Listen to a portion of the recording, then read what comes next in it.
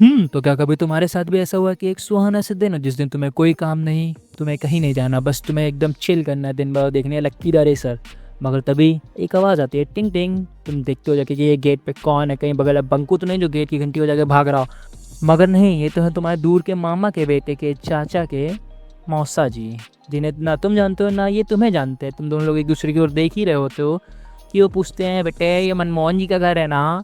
तुमको तो ये तो मेरे पापा का नाम है ही, लेकिन ये कैसे जानता है? तुम उसे अंदर घुसने ही नहीं दे रहे हो तो, लेकिन तभी तेरी मम्मी पीछे से देख के बोलती है, ये क्या भाई साहब आप आए हैं? तो मम्मी भी इनकी शकल ही से जान पाई, नाम उनको भी नहीं याद आया है।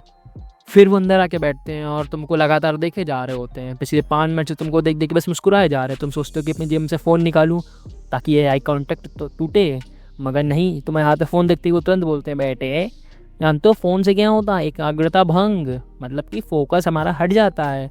फिर तुम फ़ोन भी नहीं चला सकते हो, तुम उस फ़ोन को जेब में वापस रख लेते हो, फिर उनकी ओर देखने लगते हो। तुम दोनों लोग एक दूसरे की ओर देख ही रहे होते हो कि तेरी मम्मी की आवाज़ आती है अंदर से, बेटे ये लो 5 रुपए की नमकीन ले आओ, 5 रुपए की बिस्कुट ले आओ। तुम जाते हो नमकीन बिस्कुट लेके आते हो, तभी तुम्हें याद आता है मम्मी ने तो कहा था इसको छुपा के लाना। अब तुम एक सीक्रेट एजेंट, तुम सोचते हो कि इससे मेहमानों की नज़र से बचा के अंदर ले जाना, तुम उनको अपनी जेब में रखते हो, मगर ये क्या, तुम्हारी जेब तो इतनी छोटी है कि वो नमकीन और बिस्कुट बाहर झाँक रहे होते हैं। मेहमान नज़र उन पर पड़ ही चुकी है, वो सोच रहे होते हैं कि बेटे मुझसे छुपा के हो रहा है जो मेरे लिए लाया हो तो। और तुम अंदर जाके मम्मी को देते हो, मम्मी पूछती है, बेटे मेहमान ने देगा तो नहीं? तुम बोलते हो, नहीं मम्मी बिल्कुल नहीं। और फिर तो अपनी जगह पे आके बैठ जाते हो, तभी देखते हो कि पापा आ गए। फिर पापा और वो ना जाने कौन सी देश दुनिया की बात करने लगते हैं।